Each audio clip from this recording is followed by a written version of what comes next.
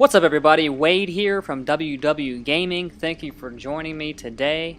This is my review for The Evil Within 2. This game was developed by Tango Gameworks, published by Bethesda. It is the sequel to The Evil Within, which came out a couple years ago. I personally played The Evil Within 2 on PS4, but it's also available on Xbox One and PC. It's similar to the original, but it also does a few new things. Now, when I say more of the same, that is not to say that's a bad thing, because the gameplay, the excellent gameplay is still here. The great visuals are still here, but they are a little bit improved, I would say. You have a whole new lineup of enemies, different types of monsters, different kinds of monsters, and creatures that you'll come across and have to deal with, including this ugly, gruesome woman with a saw as a hand, which is pretty creepy. Not gonna lie, that scared the crap out of me. This game kind of reminded me of The Last of Us and Resident Evil 4, kind of, if those two games had a baby, this might be it, I would say, but, you have some flashes of those games here. It definitely takes some notes from other games, and you can tell as you play this game.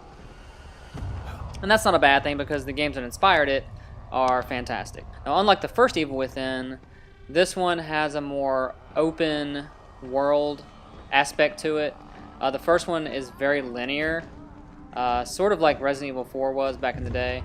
But the Evil Within 2 has, more open areas. Until you get towards the end, then it becomes a little bit more linear. But overall, I like how they changed, that aspect of the game. So here you also play as Sebastian, just as you did in Evil Within. This story takes place 3 years after the events of Beacon. And Sebastian basically has to, once again, go into STEM. This time you're in the town of Union. So it's like a kind of like a rural town. And you have to go in there, go in STEM again, and try to find your daughter Lily. Sebastian, he's getting addicted to alcohol. He's pretty much hit rock bottom, but he once again teams up with Kidman, who was in the first game and also in one of the DLCs for the first game.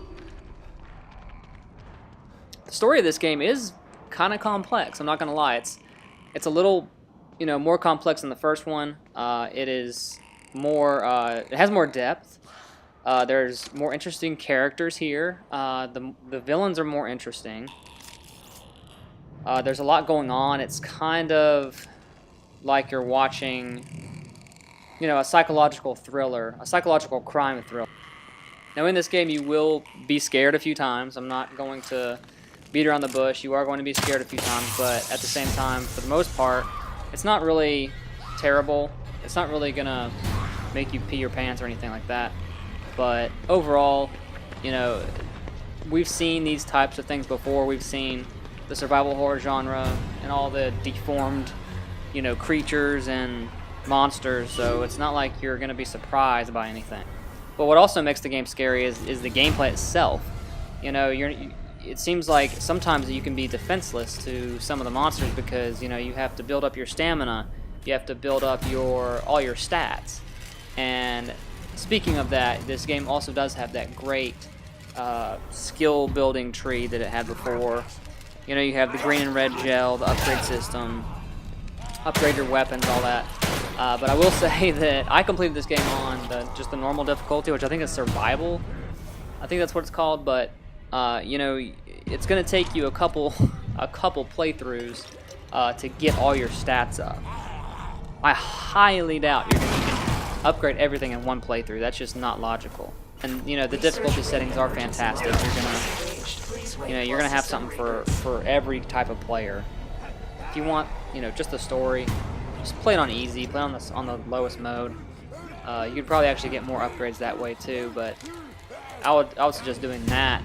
And then for your second playthrough, I would suggest just going all out for I think it's like the nightmare difficulty. And once you do beat the game, like I said, it took me about 25 hours. Once you beat the game, you get a lot of cool upgrades and stuff like that. Killing enemies is very satisfying because I feel like it's, you feel a sense of accomplishment. because killing these enemies, you know, is not an easy task. Even just the normal enemies, you know, they're quick. It takes several several shots to get them down.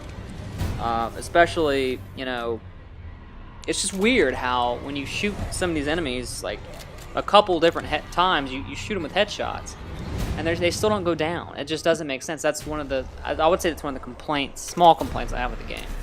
Is sometimes it can be a little unrealistic. And there are a couple weird glitches, like a couple times, you know, I would go into a safe house and one of the enemies would be literally stuck inside of the wall trying to get me.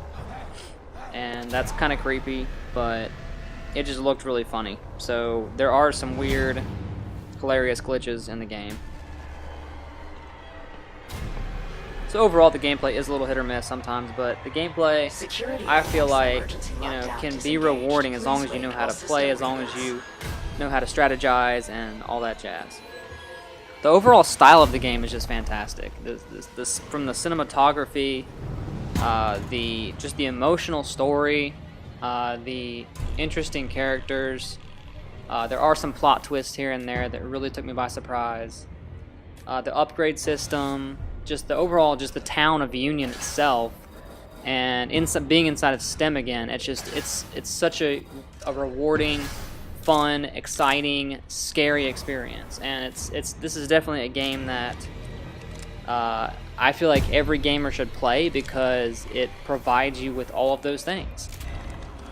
Through and through, The Evil Within 2 is just a wonderful game. It's a wonderful experience. It is it's something that you're gonna remember for a while. The story is memorable. You know, I'd say pick it up. I would say go out and pick it up, go buy it. I was able to rent it and beat it, but that's playing it several hours at a time. But I would definitely go out and purchase it just to play it again for a second playthrough. I'm going to give The Evil Within 2 a very strong 4.5 out of 5. So guys, that was my review for The Evil Within 2. Leave your comments below. Let me know what you thought about the game. Be sure to hit the subscribe button. Help me grow this channel. Help me to get more reviews out there to you guys and be able to communicate with you. And friend me on PSN if you want. Wade S. Williams. That would be fantastic. We can play together, whatever you want to do. Just compare trophies, whatever. Thank you so much for watching my review, and I will see you guys next time. Peace out.